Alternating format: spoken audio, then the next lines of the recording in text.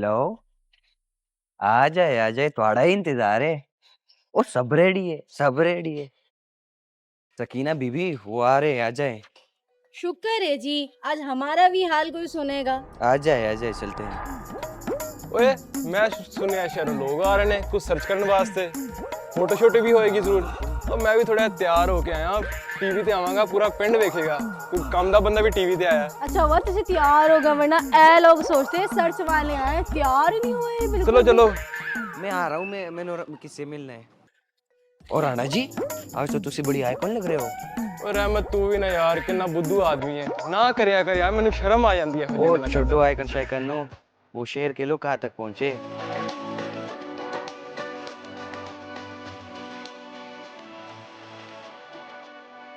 अस्सलाम वालेकुम madam, good morning. Teacher आए बैठे। वालेकुम अस्सलाम। अरे मैं आपकी टीचर थोड़ी हूँ ना, आप मेरे स्टूडेंट। तशरीफ रखिए, बेटा लगना। मैम जितनी आप पुरानी है ना, इन्होंने तुम्हारा स्टूडेंट ही निकल आना है।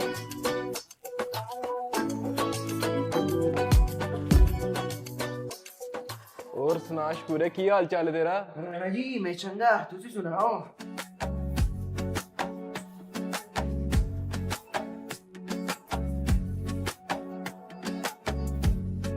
वालेकुम सलाम। किथे रह गए ने तेरे शहरी मेहमान? अस्सलाम वालेकुम जी। अस्सलाम वालेकुम। अस्सलाम वालेकुम। यहाँ बैठ जाए। ये था वो शाहकार जिसका था हमें सब बेसब्री से इंतजार। तो आगे खैरियत से आगे कोई मसला तो नहीं हुआ? जी अल्हम्दुलिल्लाह सब ठीक हो गया। चले भाई ये तो बताए आपका रिसर्च किस बारे में था? ये सारे आप लोग का ही इंतजार कर रहे थे। मेरा नाम फयाज है और मैं आयरा हूँ। हम दोनों यूनिवर्सिटी के स्टूडेंट्स हैं और अभी एक रिसर्च प्रोजेक्ट पे काम कर रहे हैं, उसी हवाले से आज हम यहाँ आए हैं। जी, जैसा कि आप सब जानते हैं कि एनर्जी हमारी जिंदगी का एक बुनियादी हिस्सा बन चुकी है। आज भी दुनिया के कई मुल्कों में जैसे कि नॉर्वे, कनाडा, वहाँ तो मुफ्त बिजली या जैसे हम समझें रिलायबल हो चुकी है। लेकिन पाकिस्तान जहाँ बिजली 1958 से बनाई जा रही है और इतने रिसोर्सेज होने के बावजूद भी हमारे पाकिस्तान का एनर्जी इंफ्रास्ट्रक्चर आज भी कमज़ोर है। आज भी कई घंटों तक लाइट नहीं होती और वही एनर्जी अनरिलायबल के मसले। हमारी रिसर्च भी इसी टॉपिक पे है। हम लोगों ने जब सिटी एरियाज़ का विजिट किया तो हमने देखा कि वहाँ पे बहुत ज़्यादा प्रॉब्लम्स थे, जैसे लोड शेडिंग, इनकंसिस्टेंट सप्लाई और अनरिलायबल एनर्जी। तो हमने सोचा कि अगर सिटी एरियाज़ में ये हालात हैं तो हमें गाँव के लोगों के भी मुश्किलात का जायज़ा लेना चाहिए और हमने अपने रिसर्च में ये चीज़ ऐड की।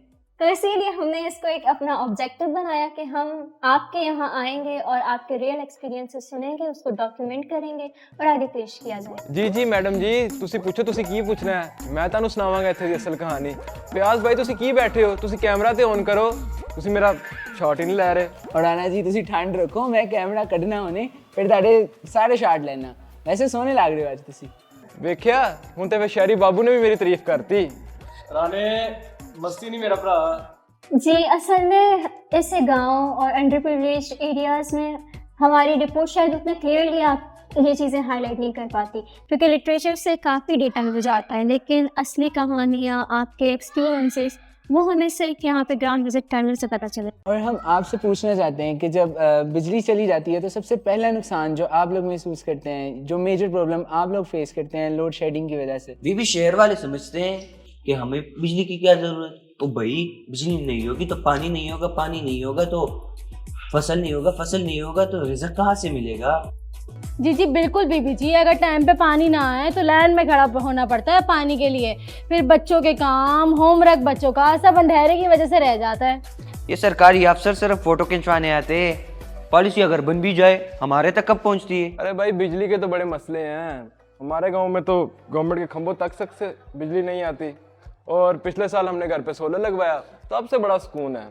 जो एक्स्ट्रा बिजली बनती है वो हम गवर्नमेंट को भी दे देते हैं। और मैं तो कहता हूँ कि गवर्नमेंट को भी सोलर पॉलिसी लानी चाहिए ताकि हर गांव वाले के घर तक कम से कम फ्री बिजली तो पहुंचे। अरे वडेरा साहब देखें, बिजली का फ्लो कुछ इस तरह से है कि सबसे पहले इलेक्ट्रिसिटी जो है वो पावर प्लांट्स पे बनती है, गैस, हाइड्रो, विंड और दूसरे रिन्यूएबल सोर्सेज से। देन वो हाई ट्रांसमिशन लाइंस के थ्रू ग्रिड में आती है, फिर ग्रिड से में जिसकोस के नेटवर्क के थ्रू कंप्लीट डिस्ट्रीब्यूशन होती है।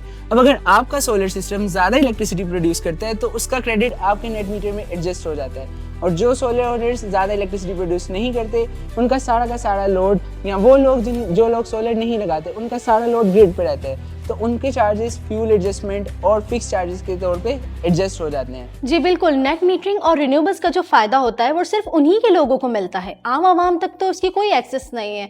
उनकी स्ट्रगल तो सिर्फ स्ट्रगल ही रह गई। जी देखा जाए तो कुछ लोग अपनी बिजली बना रहे हैं और नेट मीटरिंग से फायदा ले रहे हैं, लेकिन बाकी लोग अभी भी उन्हीं पुराने बिजली के मसाइल में फंसे हुए हैं। पॉलिसीज का फायदा सिर्फ सिलेक्टिव लोगों तक पहुंच रहा है और वो लोग हैं जो अभी तक रिन्यूएबल्स को अडॉप्ट नहीं कर रहे। तो जैसे कि हमने सुना कि बिजली के मसले हर घर को अलग तरह से इफेक्ट करते हैं, लेकिन कुछ एक्टिविटीज और काम ऐसे होते हैं जिसका असर डायरेक्टली हमारे एनवायरनमेंट यानी माहौल और सेहत पे आता है। जैसे कि आपके यहाँ पे कोल माइनिंग होती है, तो शकूर भाई बता रहे थे कि हमारे पास कोई ठेकेदार साहब भी हैं।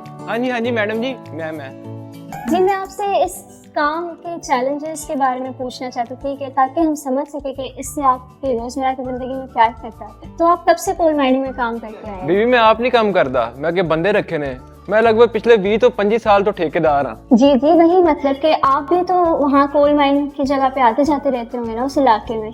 तो कभी कोई ऐसा हेल्थ इशू जैसे कि खांसी होना, सांस लेने में प्रॉब्लम, कोई ऐसे हेल्थ इश्यूज आपको हुए? हाँ जी, मगर साह भी थोड़ी मुश्किल होती रहती है। देखिए ये जो खांसी और सांस में मसले की जो आप प्रॉब्लम बता रहे हैं ना, ये ज़्यादातर कोल्ड डस्ट की वजह से होती है। और यही डस्ट अगर आपके सांस में लॉन्ग टर्म तक जाती रही तो ये एस्थमा और यहाँ तक कि कैंसर का भी जो चांसेस हैं वो काफ़ी बढ़ जाते हैं। कैंसर वो मेरे यार नू भी होया सी, मगर वो रबल चल गया। तो कंपनी आपको पीपीएस प्रोवाइड नहीं करती? कीफी वो क्यों होता है? और भाई पीपीज, ग्लव्स, मास्क, ये सारी चीज़ें जो हैं ये कोल कंपनीज आपको देती हैं ताकि आपकी हिफाजत की जा सके। अरे भाई यहाँ पे लोग सिर्फ पैसे का ही सोचते हैं, 2 वक्त की रोटी नहीं पूरी हो रही, ये मास्क और ग्लव्स का खर्चा कहाँ पे डाल रहे हो? सोचिए अगर हम अभी से ही सोलर और रिन्यूएबल्स की तरफ शिफ्ट करते हैं तो ये जो कोल माइनिंग का रिस्क है वो भी खत्म हो जाएगा और लॉज भी ग्रेजुअली इस चीज को लिमिट कर रही है कोल माइनिंग को। मगर ठेकेदारी छड़ना आसान काम ते नहीं, मगर जिथे रही तक रही सोलर दी गल इन्ना मुश्किल ते नहीं, मगर उच कमाई थोड़ी जी घट है। वीर जी तुसी सही कह रहे हो, कमाई घट है, पर सोचो फायदा भी तो ज्यादा है। जो माहौल साफ होएगा तो हॉस्पिटल से चक्कर काट लगेंगे, फायदा ही फायदा। कोल का धुआं सिर्फ मजदूरों को नहीं बल्कि गांव के बच्चों की सेहत पर भी असरअंदाज होता है। नहीं ये बात भी सही है, लेकिन रोजी रोटी के साथ सेहत भी और सुकून भी बहुत है। जी समझ सकती हूँ कि इनकम जरूरी है, लेकिन हेल्थ और लाइफ रिस्क भी कंसीडर करना होगा। सोलर एनर्जी में ट्रेनिंग एंड सपोर्ट मिल सकता है। ये ट्रांजिशन टफ है पर फ्यूचर में बेटर और सेफर है। देखिए कोल का धुआं हो या फिर कचरा जलने का स्मोक, ये सब कुछ हमारे स्कूल के बच्चों को अफेक्ट करता है, क्योंकि क्लाइमेट सिर्फ एनवायरनमेंट का मसला नहीं है, ये हेल्थ का इशू है। जी मैम अक्सर बिल्कुल सही कहा आपने। साफ हवा कोई लग्जरी नहीं, बेसिक नीड है, और जब तक हम पुराने एनर्जी सिस्टम पर चलेंगे तो ये मसले सिर्फ इंक्रीज होते जाएंगे। और क्लाइमेट चेंज सिर्फ टेम्परेचर का मसला नहीं है, इसका इफेक्ट हमारी रोजमर्रा की जिंदगी में बहुत ज्यादा है। जी क्लाइमेट चेंज है क्यों होता है? प्याज भाई थोड़ी सौखी इंग्लिश बोलो, तुसी भी कोई अंग्रेज ही बन गए हो। अरे राणा साहब मैं सिंपल लफ्जों में समझाती हूँ। क्लाइमेट चेंज जिसे हम माहौलियाती तब्दीलियां भी कहते हैं, इसका मतलब कि हमारे माहौल के अंदर होने वाली लंबी मुद्दत तक कुछ चेंजेस, बारिश कम हो जाना और गर्मी ज्यादा हो जाना, ऐसे चेंजेस जो हमें हमारी फसलों को भी इफेक्ट करती है। और अगर हम सही सेक्शंस ना दें तो ये सिर्फ आज की जनरेशन के लिए नहीं, आने वाली कई नस्लों के लिए मुश्किलें पैदा करेंगे। अच्छा है मतलब है प्याज भाई ताड़ी गल दी मेनू समझ नहीं आंदी, बीबी बड़ी सियानी लगदी है। क्लाइमेट चेंज सिर्फ मर्दों को नहीं बल्कि खवातीन और बच्चों पर ज्यादा अफेक्ट करता है।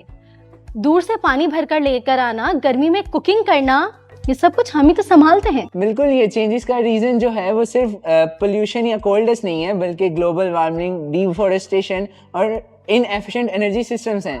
अगर हम क्लीन और ग्रीन एफिशिएंट सिस्टम्स पे अपने आप को ट्रांजिशन कर लें तो हम इन माहौलियाती तब्दीलियों को काफ़ी हद तक स्लो डाउन कर सकते हैं, जिससे गांव वालों की ज़िंदगी और इनकी एनर्जी लाइफस्टाइल दोनों बेहतर हो सकते हैं। इसीलिए हमने अपने स्कूल के बच्चों के साथ ट्री प्लांटेशन और heat wave awareness session start करवाए कि अगर हम 1000 दरख्त लगा दें तो इस गांव का टेम्परेचर 2 से 3 डिग्री सेंटीग्रेड तक कम किया जा सकता है। बिल्कुल, बहुत बेहतरीन किया मैम आपने। क्लीन एंड ग्रीन एनर्जी को प्रमोट करने के लिए हमें ऐसे ही आप जैसे लोगों की ज़रूरत है। जी बिल्कुल, सॉल्यूशंस जो हो वो लोकल और इंडिजियस होने चाहिए, जिसका मतलब हमारे यहाँ जितने भी रिसोर्सेस अवेलेबल हैं उसका सही इस्तेमाल किया जाए और यहाँ के लोग उसको समझ सके, संभाल सके, वही सॉल्यूशंस बेस्ट होते हैं।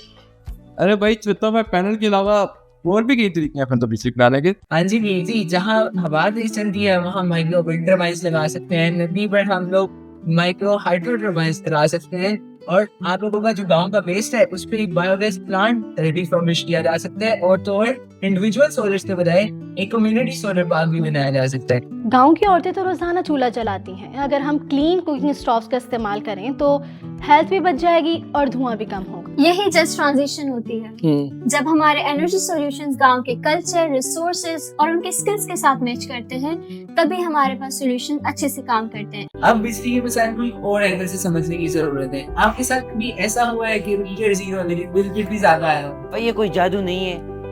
लोड शेडिंग में बिजली जाती है लेकिन फिक्स चार्जेस और फ्यूल एडजस्टमेंट फिर भी बिल में आता है। सानू इसकी समझ नहीं आती। ग्रिड अनस्टेबल, वही फ्लक्चुएट करना वोल्टेजेस का, ट्रांसफार्मर ओवरलोडेड और फिक्स चार्जेस मिलकर बिल को हाई करने की एक साइकिल बन गई। लो जी हम साइकिल में कित्थों आ गई? मतलब ਤੁਸੀਂ ਇਹ ਕਹਿ ਰਹੇ ਹੋ ਕਿ ਜਦੋਂ ਬਿਜਲੀ नहीं होती फिर भी बिल कित्थों आ जाता है? देखिए ये चार्जेस सिस्टम का एक पार्ट है। फिक्स चार्जेस वो खास अमाउंट है जो हर बिल में लग के आती ही आती है, चाहे आप बिजली यूज करें या ना करें। और फ्यूल एडजस्टमेंट ये वो अमाउंट है जो हर मंथ के एंड में कैलकुलेट होती है। ये डिपेंड करती है कि हमारे फ्यूल प्राइसेस मंथ के स्टार्ट और मंथ के एंड तक कैसे वेरी किए, और ये हमारे जो सिस्टम ऑपरेटर्स हैं उनके एस्टिमेशन से कितना वेरी करते हैं। ਮੈਨੂੰ ਲੱਗਦਾ ਸਾਡੇ ਨਾਲ ਕੋਈ ਮਜ਼ਾਕ ਕਰ ਰਿਹਾ ਹੈ। ਬਿਜਲੀ ਆਵੇ ਨਾ ਆਵੇ, ਬਿੱਲ ਤੇ ਆਵੇ ਹੀ ਆਵੇ। हमें ऐसी एनर्जी चाहिए जो कि भले वो विंड से हो, सोलर से हो, माइक्रोग्रिड से हो, लेकिन हमें एक क्लीन सॉल्यूशन चाहिए। रिन्यूएबल्स का फायदा है, लेकिन ग्रिड स्टेबल ना हो तो वही इम्बैलेंस और दूसरे प्रॉब्लम्स। हाँ, और सोलर अच्छा है लेकिन साथ साथ अगर ग्रिड इंफ्रास्ट्रक्चर डेवलपमेंट पे काम होगा फिर ही सबको बेनिफिट मिलेगा।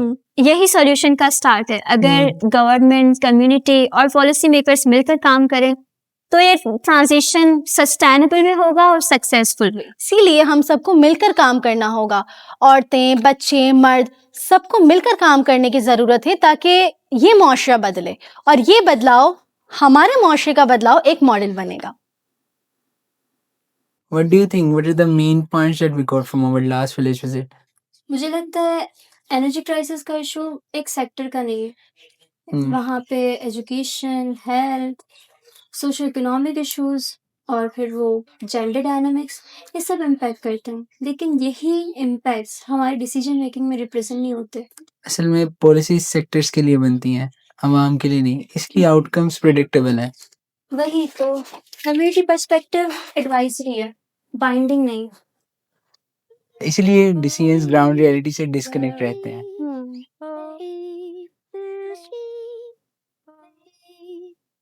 और जब कॉस्ट आवाम पे करती है तो डिसीजन मेकर्स इंसुलेटेड रहते हैं। इसीलिए तो सवाल ये नहीं होता कि आखिर डिसीजन करता कौन, सवाल ये है कि क्यों कम्युनिटी के पर्सपेक्टिव सुने नहीं जाते। Ayra and Fayaz are the two जिन्होंने आज ग्राउंड लेवल पर कम्युनिटी प्रॉब्लम्स को देखा। They didn't just record data, they captured ground realities, millions of silent pains and questions buried under dust and power lines.